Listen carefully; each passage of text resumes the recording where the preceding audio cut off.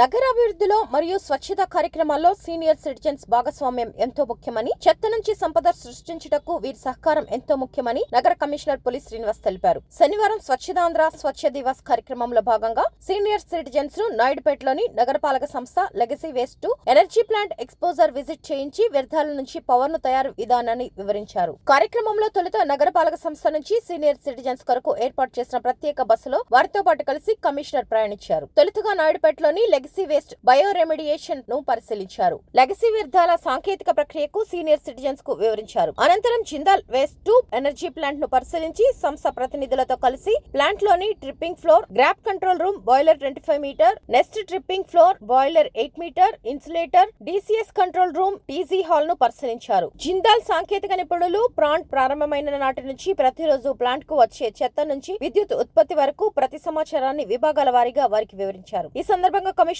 మాట్లాడుతూ రాష్ట్ర ప్రభుత్వం స్వచ్ఛతపై ప్రతి నెల ఒక అంశాన్ని తీసుకుని ఆ అంశానికి అనుగుణంగా ఉండేలా అన్ని ప్రభుత్వ శాఖలకు మరియు ప్రజలకు భాగస్వాములను చేస్తూ స్వచ్ఛత కార్యక్రమాలు నిర్వహించడం ద్వారా స్వచ్ఛతపై అవగాహన కలిగించడం ద్వారా నగరాన్ని పరిశుభ్రంగా ఉంచుటకు ఆస్కారం ఉంటుందన్నారు. ఇందులో భాగంగా నేడు నగరంలోని సీనియర్ సిటిజన్స్ ను నాయుడుపేటలోని నగరపాలక సంస్థ లెగసీ మరియు జిందాల్ వేస్ట్ ఎనర్జీ ప్లాంట్ ను సందర్శించడం జరిగిందన్నారు. ఈ కార్యక్రమంలో నగరపాలక సంస్థ డోర్ టు డోర్ సేకరించి చెత్తను ఏ విధంగా ప్రాసెసింగ్ చేసి వ్యర్థాల నుంచి విద్యుత్ ను తయారు చేస్తారో వివరించడం జరిగిందని, ఇటువంటి కార్యక్రమాల్లో ప్రజల భాగస్వామ్యాలు కావాల్సిన అవసరం ఎంతైనా ఉందని, ప్రజల భాగస్వామ్యం ఉంటేనే ఇటువంటి కార్యక్రమాలు విజయవంతం అవుతాయన్నారు.